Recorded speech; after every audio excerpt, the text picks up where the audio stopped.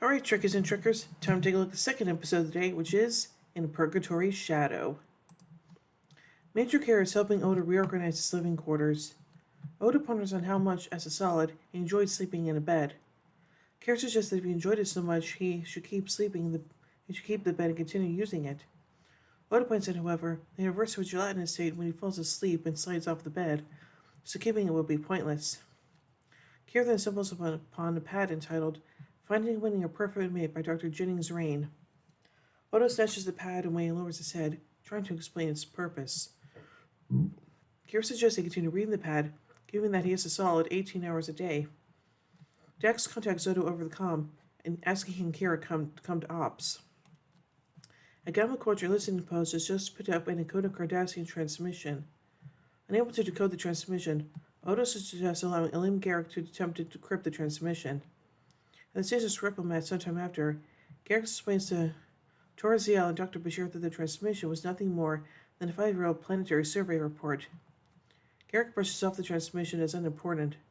Bashir responds he is surprised that Garrick isn't at all enthusiastic about a Cardassian transmission coming from the Gamma Quadrant, considering that it could have been from the survivors of the joint Cardassian realm attack fleet that was lost there. Garrick states that he has long given up the idea of finding any survivors, to which Zial states, I never saw you as the giving up type. The Garrick sneaks aboard the Federation runabout USS Rubicon. As he approaches the controls on one of the chairs, one of the chairs swivels around to reveal Bashir pointing a phaser at the tailor.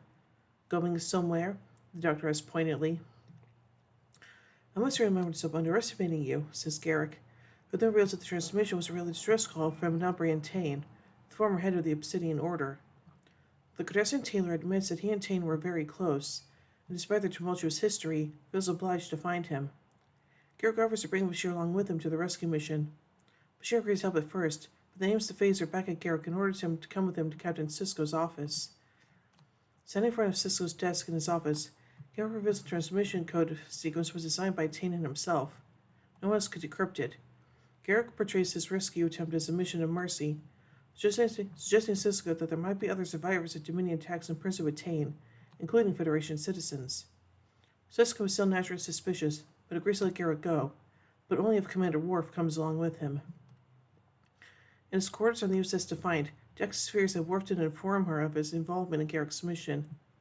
Worf brushes it off, saying it would not be the Klingon way to explain why he chose to face danger, and it was Parmakai. Dex's anger changes nonchalance as she takes Worf's Klingon operas, intending to enjoy them while he is away. Worf seems perturbed by the thought, worried that Dex might misplace them. Then they kiss passionately, and Dex coldly invites him to hurry back. Over at Quark's, Torres tries to express her feelings for Garrick, but the tailor simply brushes it off, embarrassed. Nonetheless, he promises that no matter what happens, he will come back. They share a moment before it is interrupted by a furious Ducat, who rushes and threatens to throw Garrick over the railing if he touches Zial again. Despite Garrick's snide remarks, Quark intervenes and threatens to call security while Zial pleads with her father, who finally relents. Garrick, seemingly unaffected by the whole incident, chips in a final retort and says, You do have a lovely daughter. She must take after her mother. Ducat explains to Zial that he is there for repairs and to spend time with her. Looking in Garrick's general direction, he continues, I consider we have a lot to talk about. Sisko accompanies Worf to the airlock, reiterating that this is a reconnaissance mission and to avoid Dominion ships at all costs. Worf doesn't seem too happy about working with Garrick, remarking to Sisko that at the first sign of betrayal, he will kill him. Sisko assumes Worf is joking, to which he states, We will see. Excuse me.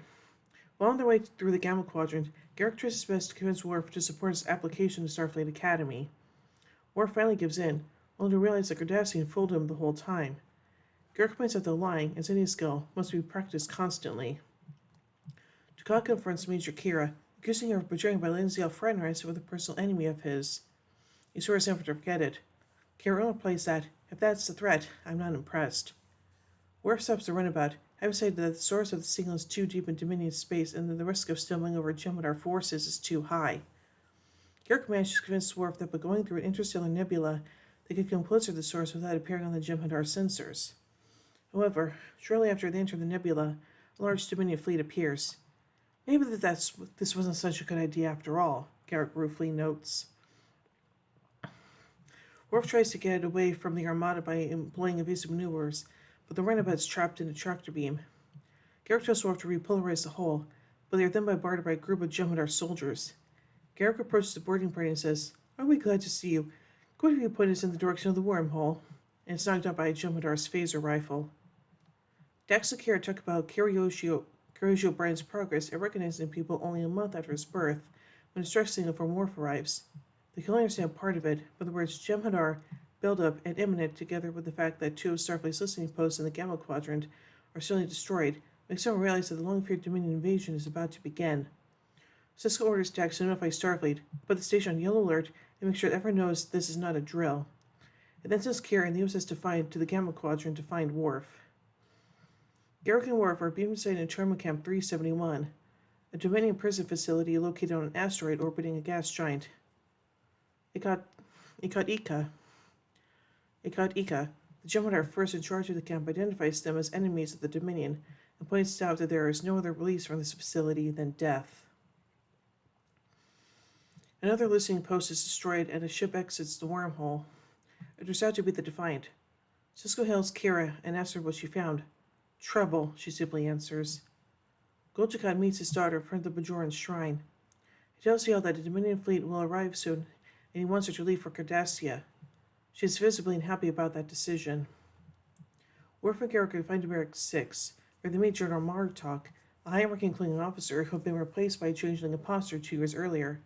The general, who has lost his left eye, is being used as an opponent in brutal hand-to-hand combat training for the Jem'Hadar. Ikat Ika ends the match, but tells Worf for him it's just beginning.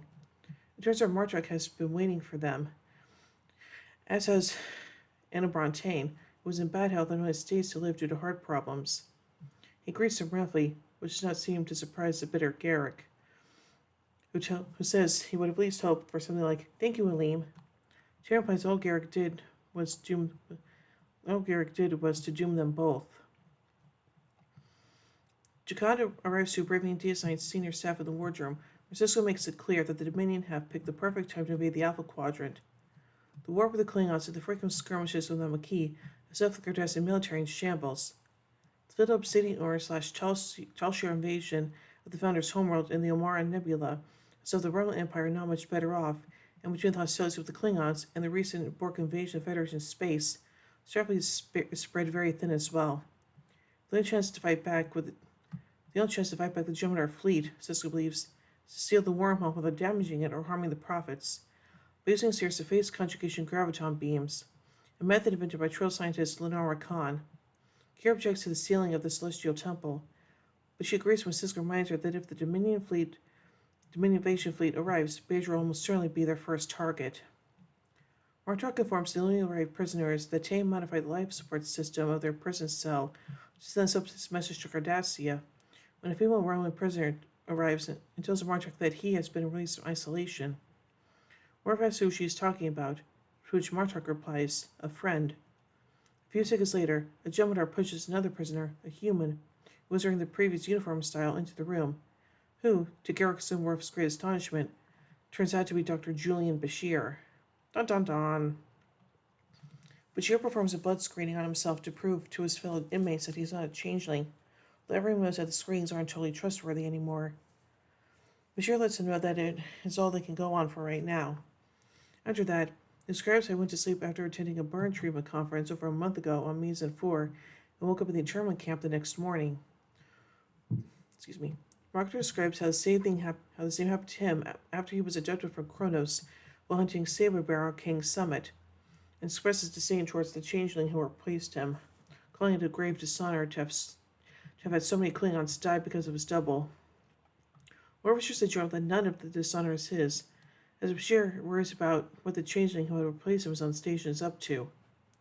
Worf says he must find a way to warn Captain Sisko where the changeling can carry out whatever mission he has. This very changeling arrives at an ops and turbolift at the same time, bringing sandwiches for Dax and O'Brien, who are working on the modifications of the graviton emitter controls. He tells them to let them know if they need anything. Dukat is waiting for a new airlock when Ziel arrives and tells him that she will not leave DS9. Her father gets furious, telling her things on Cardassia will change soon and that Garrick is probably dead already. Ziel still refuses to go, so Dukat rushes off, telling her to stay here and be damned. Martok informs Garrick that if there's anything left he wants to say to Tane, he better do it soon. Garrick and Bashir make their way to their prison cell, where Tane has already gone blind. He asks Garrick if they're alone, and Garrick lies about Bashir's presence, telling Tane that there's no one else there. Tane then asks Garrick about his enemies, to which his former protege assures him that they have all been taken care of. Tane then invites him to stay alive and avenge his death. Garrick says he will do so if he asks him this favor not as a mentor or a superior officer, but as a father. Tane replies that he's not his son, but Garrick interrupts him. Father, you're dying. For once in your life, speak the truth. Tane finally admits the truth, talking of his regret they didn't kill Garrick before he was born, as he always regarded him as a weakness. Garrick begs for Tane to allow him to be his son, even only for a few moments. Tane recalls a day in the country when a 5-year-old Garrick kept falling off a riding hound, but never gave up and kept getting back on. Recalling despite everything, he was very proud of him that day. The only day, according to Garrick. Tane finally dies, and Garrick tells Bashir and Worf that his business in the camp has finished.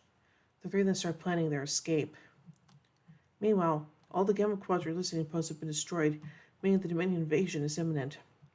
No time left, and despite knowing they're trapping Worf and Garrick in the Gamma Quadrant, the assigned crew tries to seal the wormhole. May the prophets forgive us, Garrick quietly says. However, the station's graviton emitter array has been sabotaged and fails to destabilize the wormhole's graviton matrix.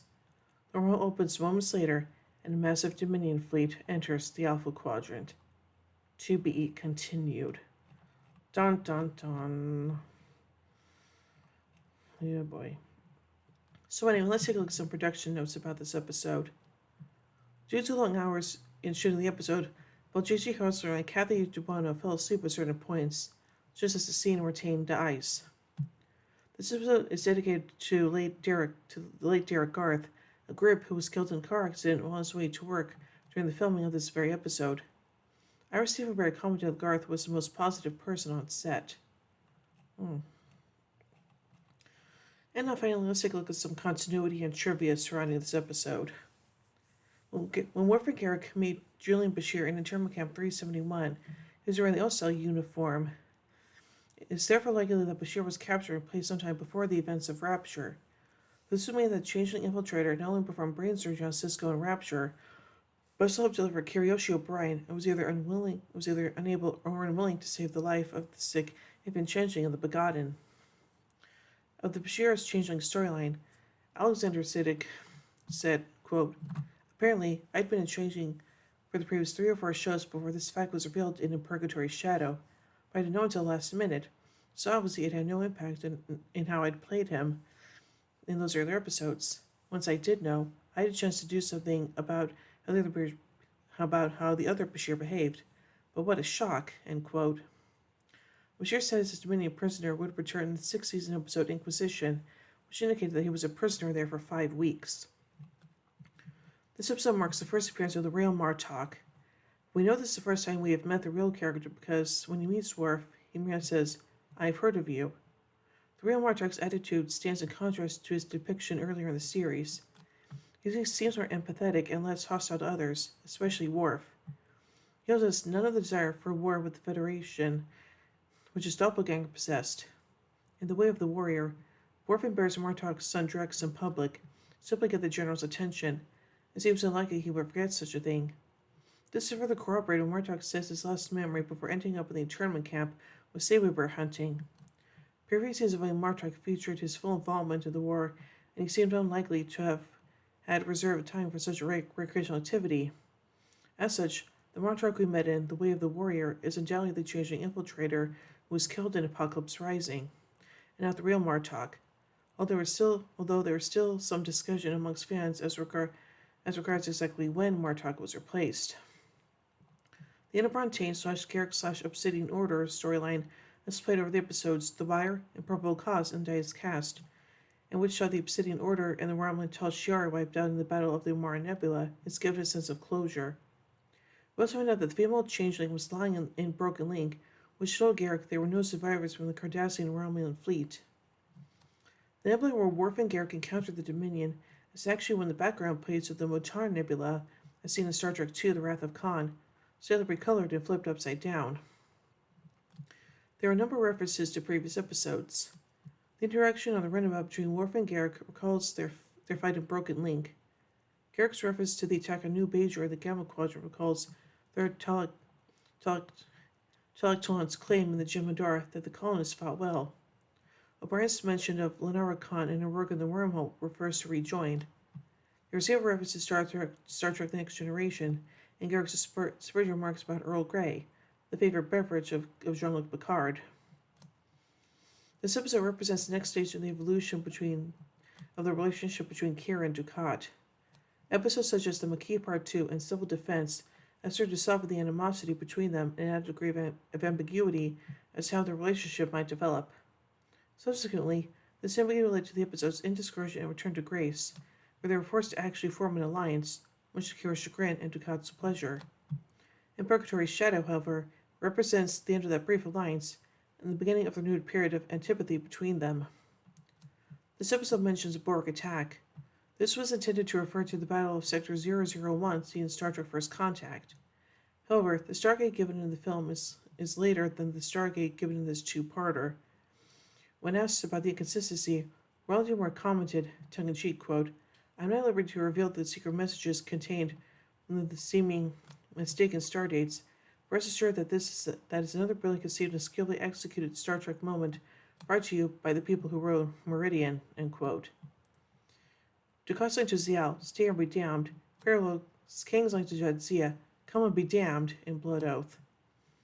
This is the only episode of the series to be written by Gabrielle Beaumont.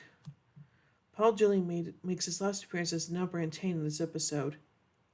Melanie Soth makes her first appearance towards Zial here. Sia Bennett and Tracy Middendorf previously played the role.